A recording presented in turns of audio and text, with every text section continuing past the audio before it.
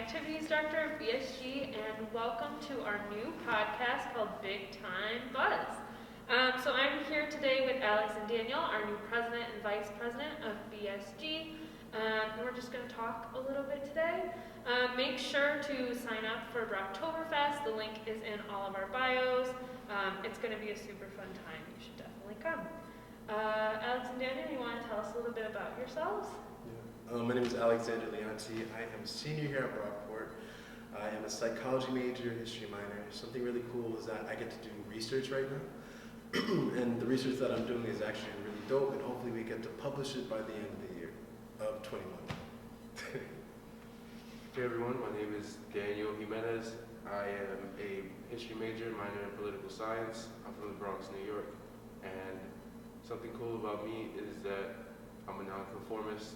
I don't really believe in like people's standards or like the way things are thought of. Like traditionally, I always try to push ideas and see what works best.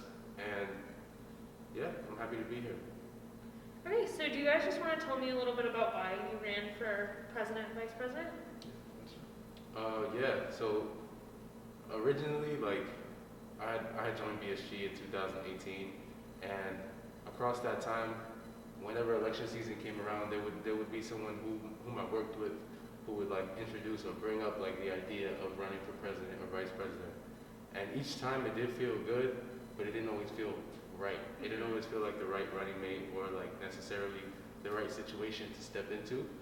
And you know, as the years passed, that desire to be president or vice president began to dwindle because of the work I did through other organizations. It still made an impact, but when my brother came to me and said like, oh, he's interested in being president, and like that conversation began to grow, that like fire for BSG got sparked again, and I became interested in being a member of BSG, and the work that we're doing right now is very similar to what we've been doing throughout the years outside of BSG, so it just seems correct. It seems like the right thing that's going on right now. Do you want to talk a little bit about what you've done outside of BSG? Yeah, so outside of BSG, I've been the president of the Men of Color organization, the academic coordinator, so I've been officer for two different years, and I've also worked on the University Police Community Relations Committee.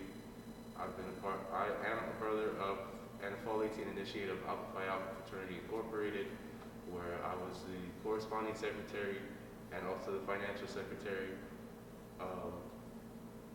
Yeah, and other than positions, it's just about like the engagement that I've like been part of throughout the years as a student. Whenever there are issues that arise, like I usually try and find the in-group that's ready to tackle those issues and get at the forefront of whatever's going on campus. We've had a lot of like racially charged incidents at the school since I've been here, but we've also had a lot of incidents that has to do with all students and just standing up for all students. And I'm happy to say like I've been at charge for both, but like right now I think the work that we're doing is starting to blend in, because the students doing work for social justice and people doing work to enrich the community, it kind of seems like what the community needs right now is social justice. So yeah. Thank you. Alex, what about you? Yeah, so I gained interest in this idea when I first became a student at Brockport my freshman year, way back when.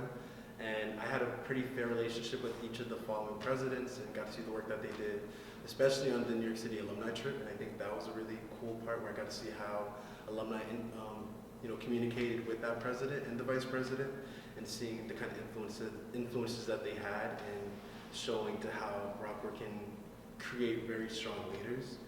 And I wanted to make sure that when I got to my senior year, that I could also be one of those influential figures for other students, to make sure that they know that they can keep going on regardless of what situation. So I've been able to be a part of a bunch of different things too.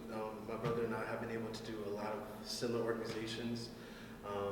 I've also been able to have really cool internships / jobs in Rochester, where I got to teach A lot of students ages like from 5 to 18, so it was like a huge switch of like 80 different students in like 5 different classes, public speaking, based off of 4-H curriculum, which was really cool. This past summer, I had a job at the mayor's office, which was really interesting, where we got to do a lot of really good work, which kind of helped me figure out how I want to move forward.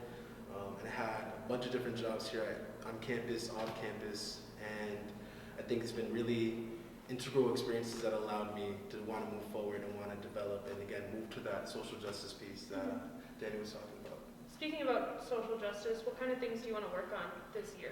So overall, I think that we would love to fortify these foundations here at Brockport to provide opportunities for student leaders. So I think there's a bunch of committees that are on our campus, and there's even a committee on committees because there's so many different committees. And I think students can really benefit from sitting on them and learning and listening, be able to advocate in that moment.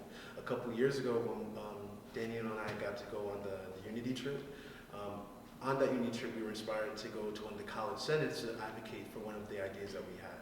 And I think that right then and there, that was a huge moment, and that we want to be able to bring back up and make sure that like this becomes a part of our culture where students feel like they want to be able to advocate for what they want to. So I think social justice comes from sitting at those tables, as well as being able to articulate what kind of movements we want to have based off like sustainability, racial justice, able-bodiedness, et cetera, et cetera. And I think that Daniel and I, because of all the experiences that we've had, can be able to assist in any kind of social justice movement.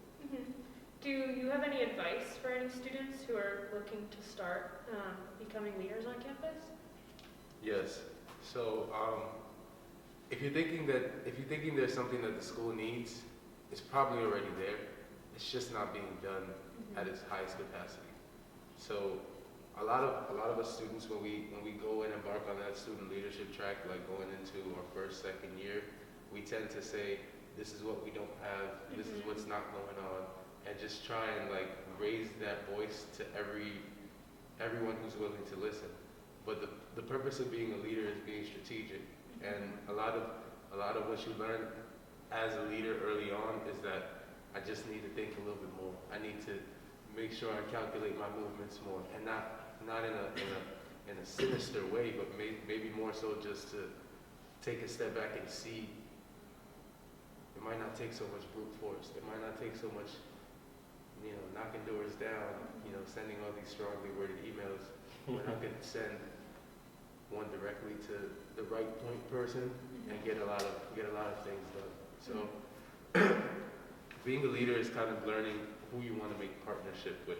So if I need something done or need a change to be made because I've kept my ear to the ground and understood what students want, I would have to first understand who the point person is and where to go to get that change made. Because a lot of time, we as college students waste a lot of time and energy contacting people who don't necessarily have all the answers for you and want to help, and then the person who actually does have the answers for you and makes the choices to make the change, it's either already too late or you didn't approach them in the same way that you approached the person who was almost irrelevant to your situation. Can I add a quick example? Oh yeah. So the Faculty and Staff of Color Interest Group last January sent a letter to Dr. Heidi McPherson requesting and advocating for more representation by Hazen counselors at Hazen Health Center, just because the population at Brockport and underrepresented groups here at Brockport doesn't really match the population of counselors at Hazen. So with that said, I think that's a great initiative, and I think that's a great idea, and that's what we need, right? And a lot of students also feel the same way. But going to what Danny was saying, like a lot of us, we kind of fight battles in a lot of different other places that don't really carry out and burn us out at the end of the day. And then I think a lot of student leaders end up feeling burnt out because they feel alone in that struggle. But it's because like there's this organization, this group, this set of people that are focused, and we're all over here, but there's no bridge. And I think that's something that Danny and I would really like to do, is provide that clarity and be able to show them this is who you can communicate with. I think that a lot of us have felt a lot of burnout, and we want to be able to provide the best type of community to make sure that we stay focused for what we're actually here for, which is to graduate. Yeah, that's interesting because I feel like a lot of student leaders, like I personally have felt like, where am I supposed to go with this? Like I'm so frustrated, but every person who I go to doesn't know anything about it. And finding the right resources and finding the best ways to get things done is like, that's how things are gonna get things, like how they're gonna get pushed through. So I think that would be really helpful to a lot of people on campus actually being able to get help finding that. Definitely. So can you talk about any issues like related to campus either this past year or this past semester, speaking on like COVID and some other racial injustice that we faced on campus this year?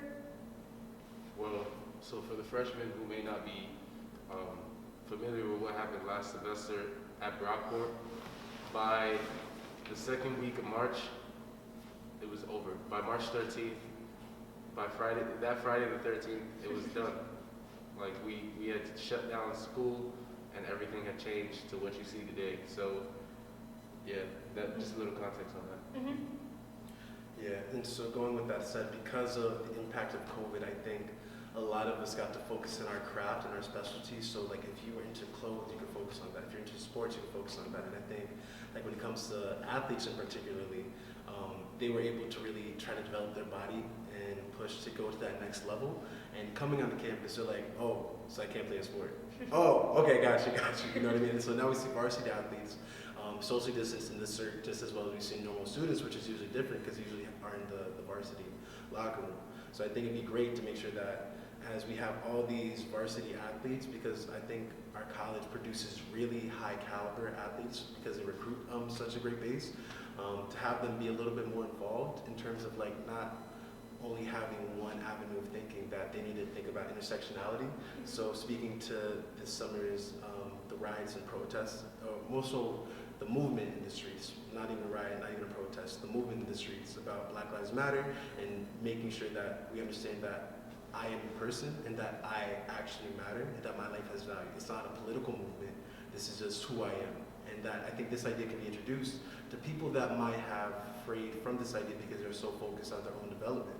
So we can provide opportunity and more conversations and programming, as well as educational workshops to talk about these things a little bit more and make sure we acknowledge the diverse issues that exist for so many people and ideas that we might not even ever thought of.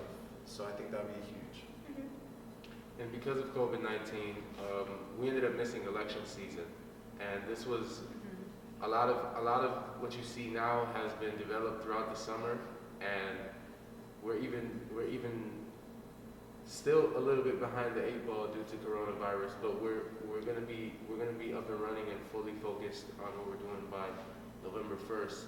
But it's been a long time coming because we weren't sure who was going to be elected, and we also weren't sure who was acting as president until a certain point in the summer. So for us, it was a lot of what ifs, questions in the air.